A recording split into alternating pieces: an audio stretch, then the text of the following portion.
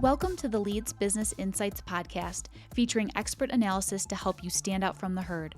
My name is Amanda Kramer.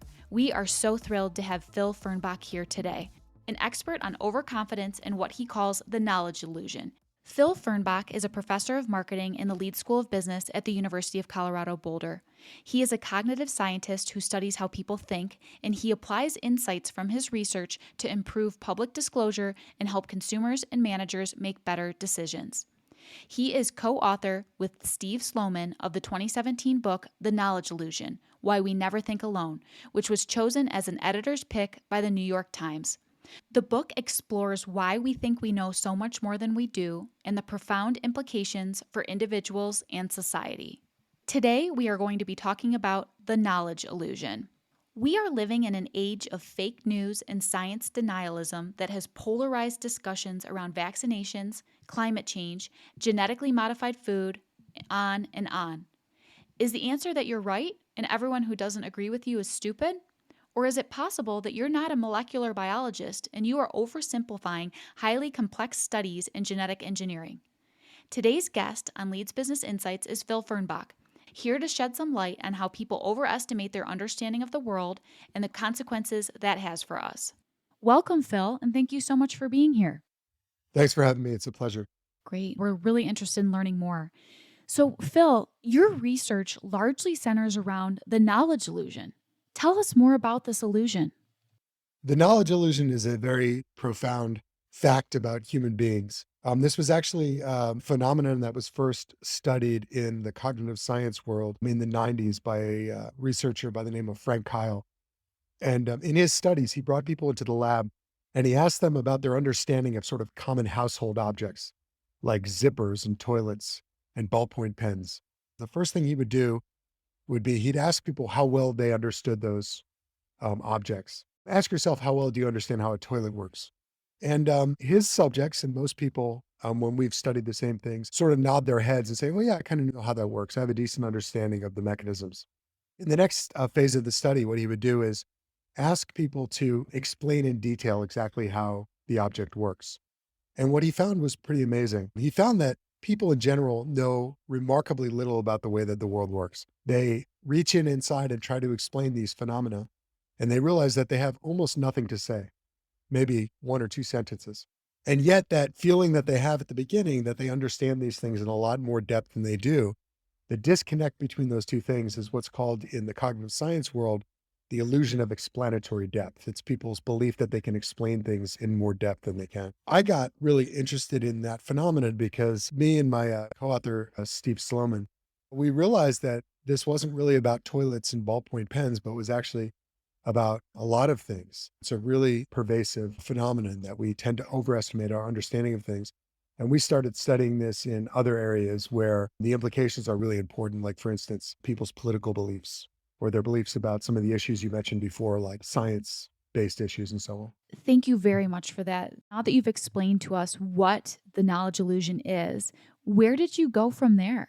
Where did you take this information? Starting with this basic idea that people overestimate their understanding of the world, we sort of asked two big questions. The first one is when that gets into sort of the psychology of the way that the mind works. I'm a cognitive scientist by training, as is Sloman, my co-author. So if you look at our book, the first half of the book is really a book of cognitive science, which is trying to dissect and understand why this illusion happens. And in order to do so, you have to go pretty deep into human psychology and the psychology of groups as well, social cognition. The other question that we ask is, where does this play out? And what sort of benefits and drawbacks does this have for human beings and for society?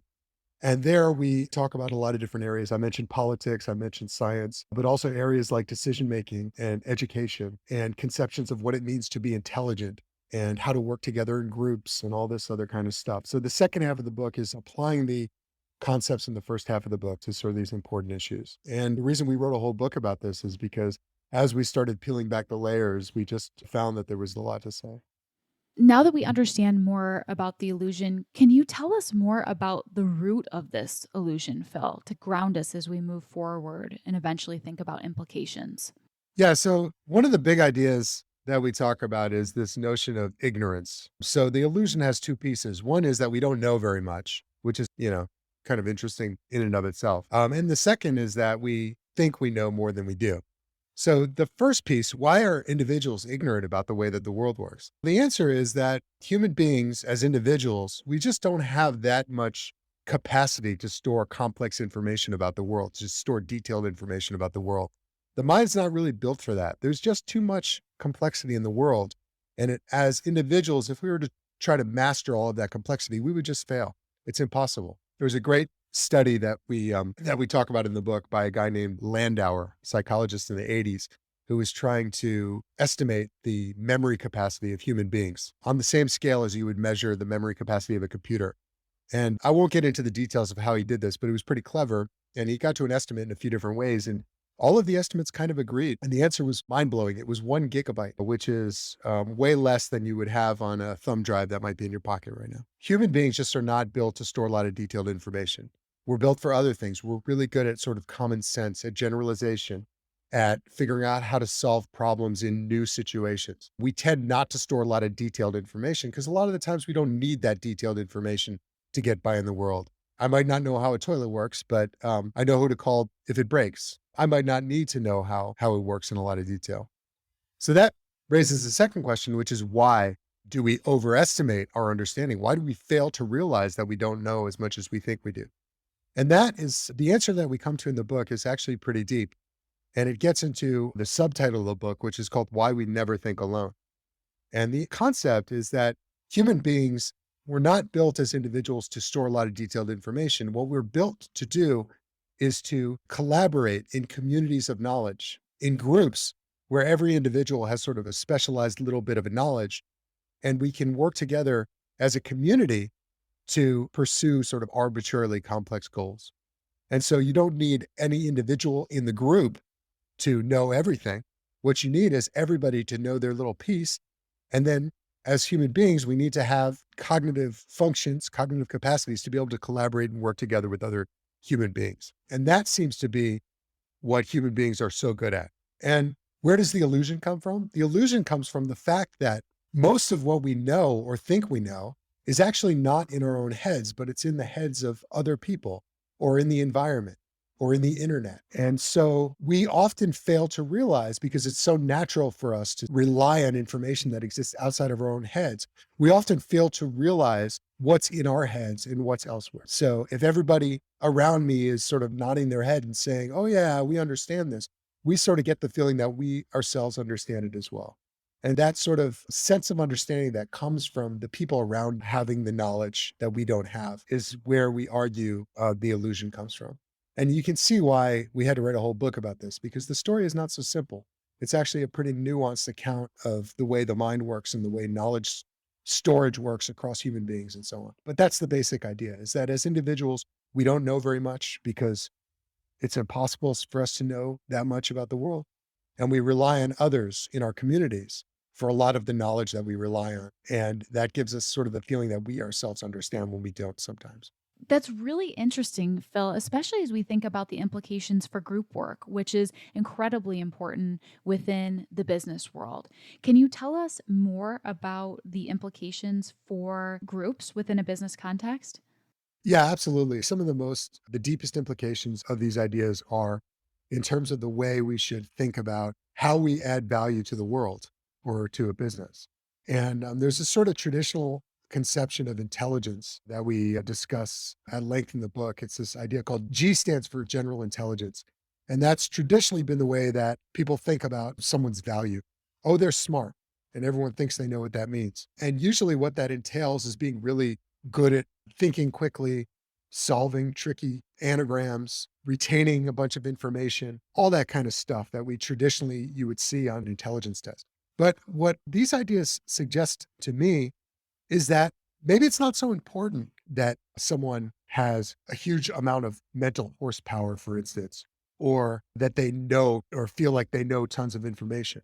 Because everything human beings do that matters is really by virtue of this ability to collaborate in groups where people have different bits of information. And it's really the process of collaboration that creates something great.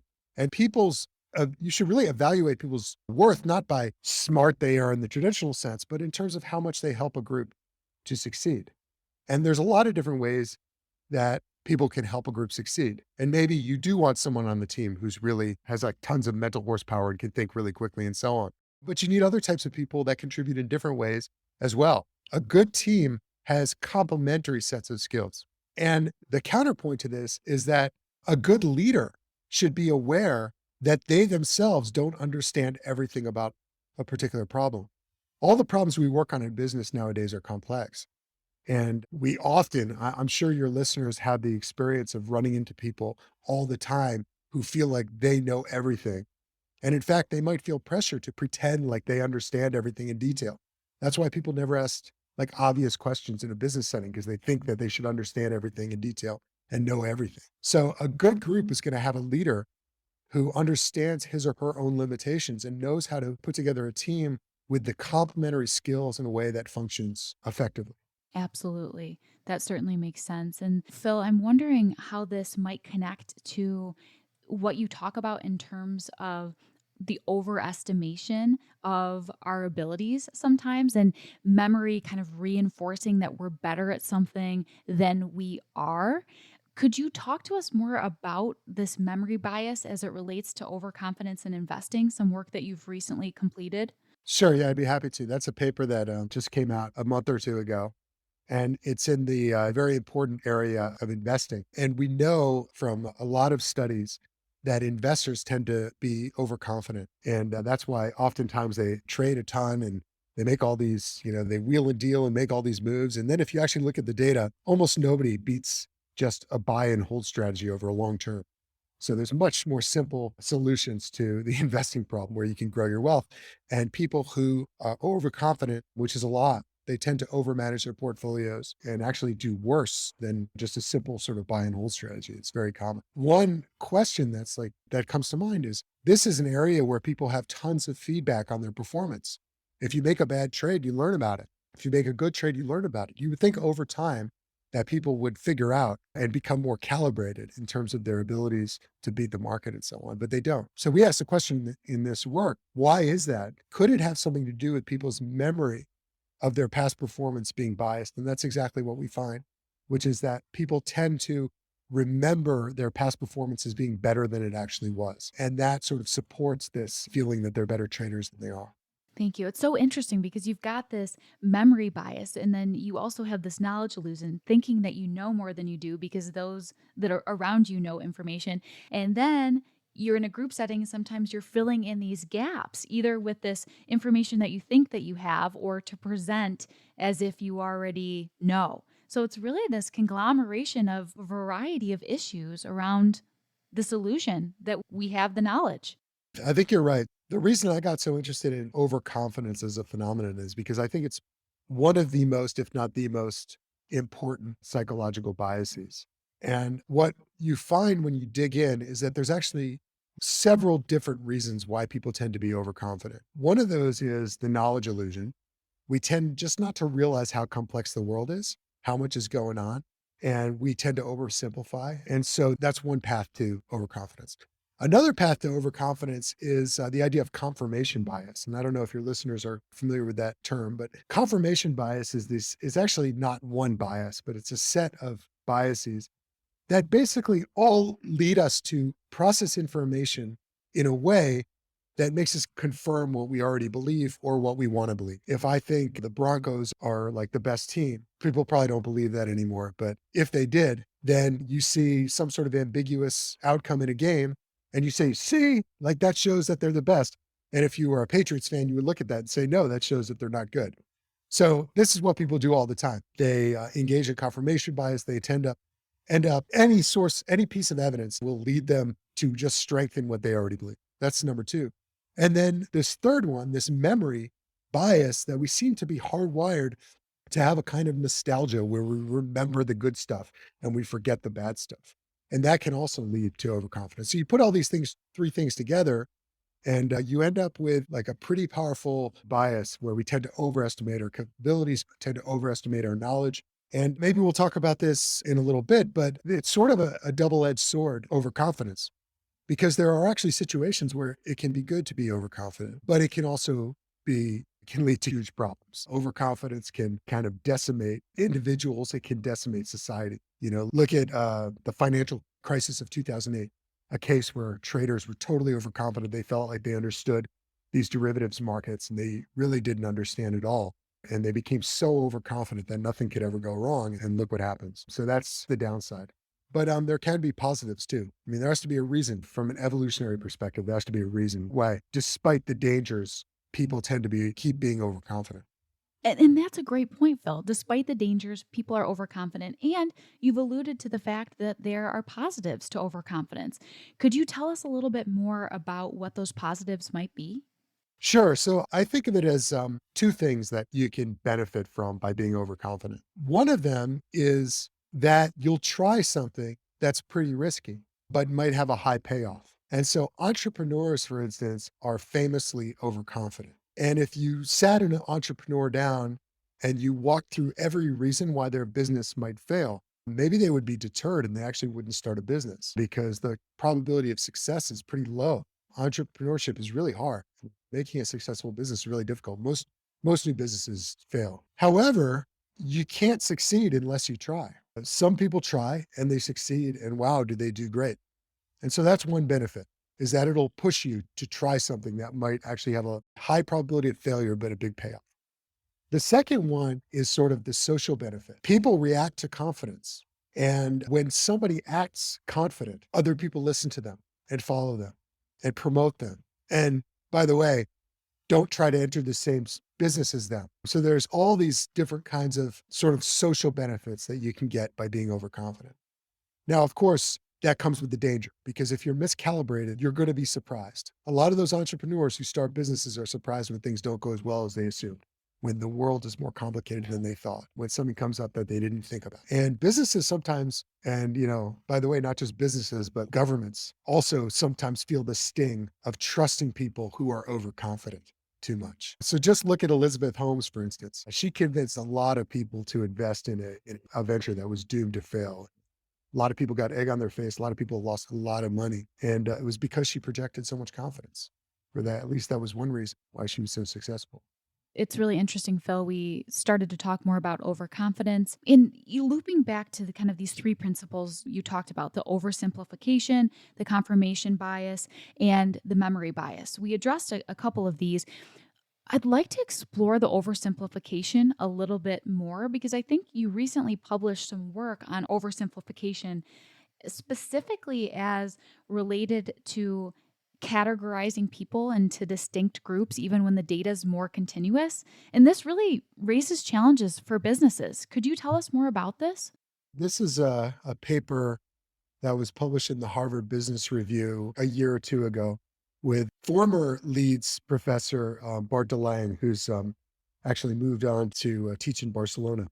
And it's called The Dangers of Categorical Thinking. And what we do in that paper is we talk about a bunch of these instances where people take a continuous situation and they like to break things up into groups that they can understand.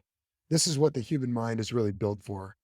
We're really good at categorizing, but the danger is that sometimes those categories aren't real things. A good example would be a lot of the personality tests, like the Myers-Briggs test, where people say, oh yeah, I'm a empathic introvert or whatever it is. Turns out that those categorizations don't really have any validity to them at all. There's not really separate groups of people that have the characteristics that fit into these groups.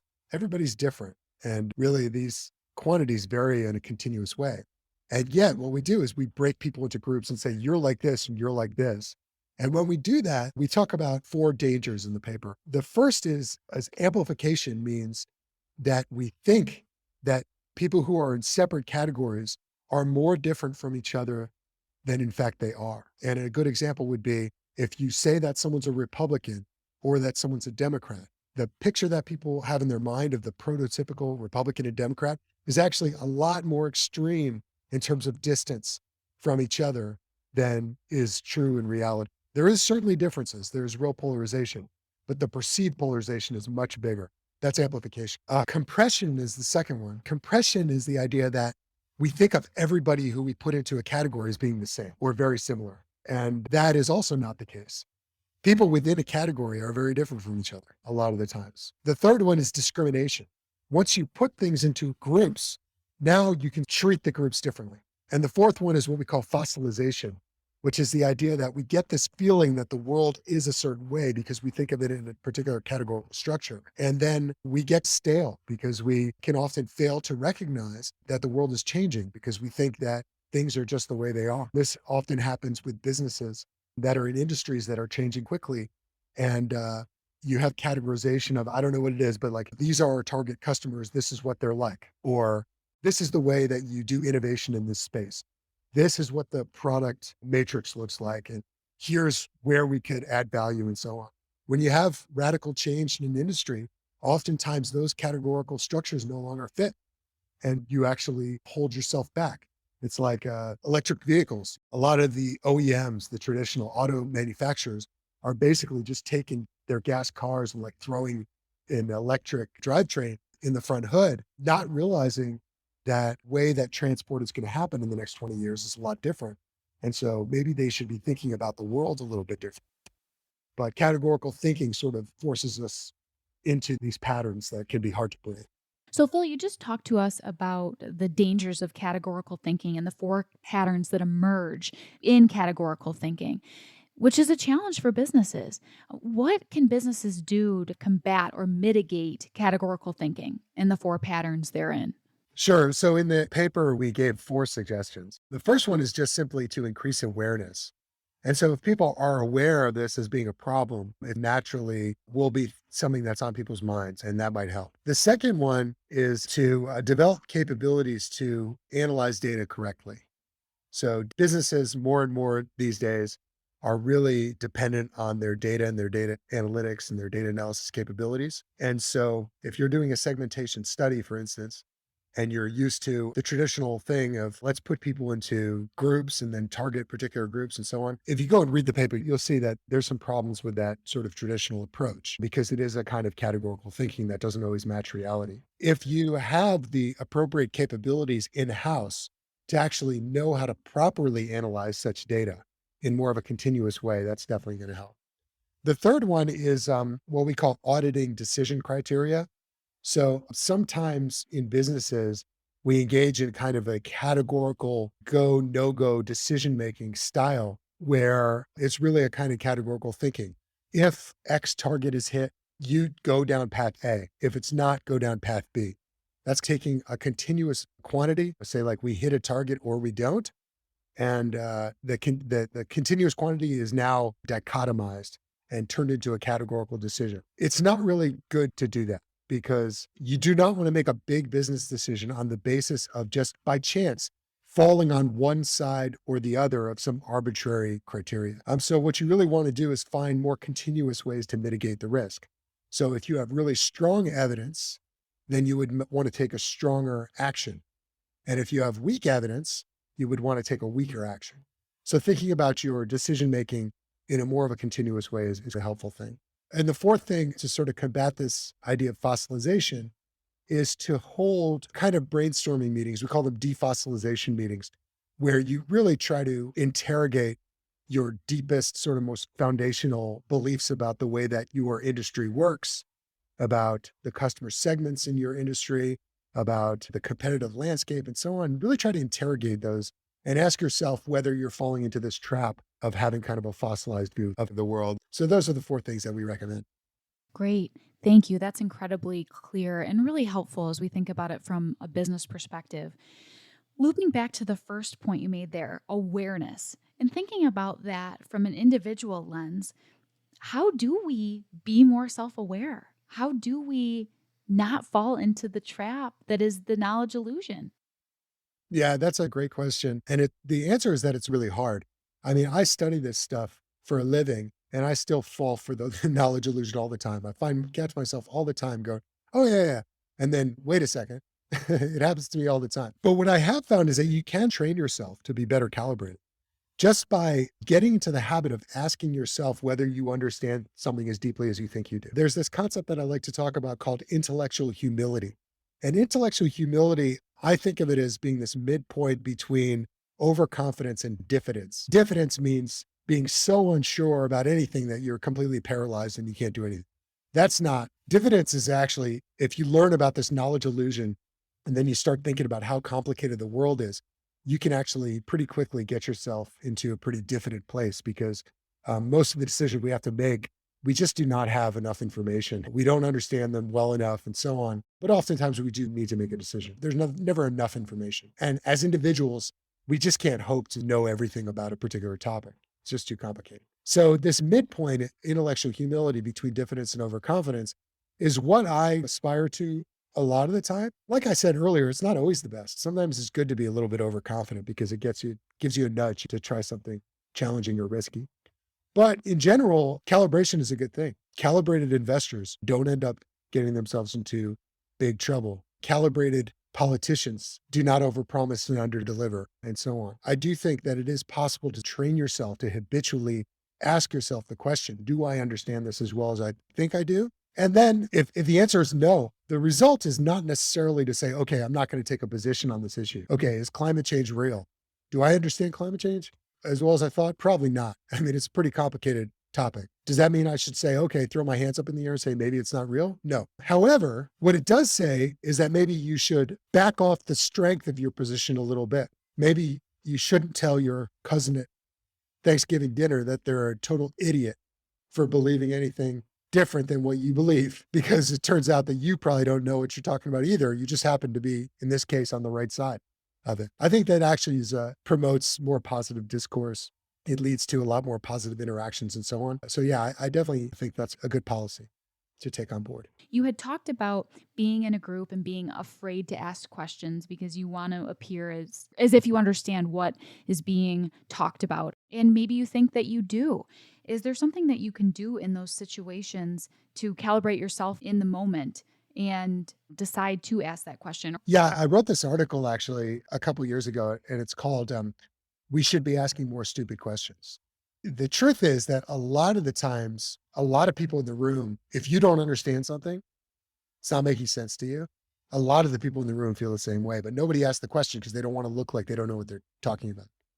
So the quick answer is, if you find yourself in that situation, ask. The longer answer is that in order to do that, you really need a good organizational culture that promotes that kind of questioning. Because if you don't have that kind of organizational culture, you can actually suffer penalties from being that person, even if it benefits the firm, if it benefits the company. There's sort of two sides to that. One is we should be asking more stupid questions, and that's on individuals to some extent, but it's also on leaders and organizational cultures to foster where it's okay not to know everything, because nobody ever does. Otherwise, we're kind of living a lie, you know. We're going through pretending everyone knows what they're talking about when it's just not the nature of human beings to know what they're talking about a lot of the time. Most of us know a little bit about a little bit, and that's okay because that's who we are as people.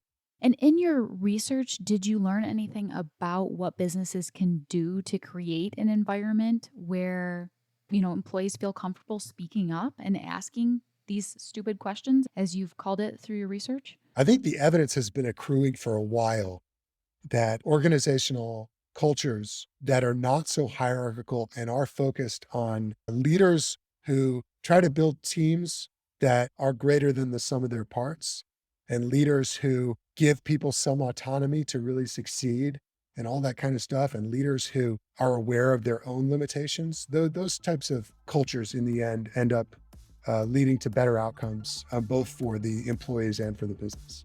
Thank you, Phil. I've enjoyed speaking with you. Thanks so much for having me. Thank you again for listening to Leeds Business Insights, and a special thank you to my guest, Phil Fernbach. Make sure you don't miss a single episode. Subscribe to Leeds Business Insights wherever you get your podcasts. See you next time.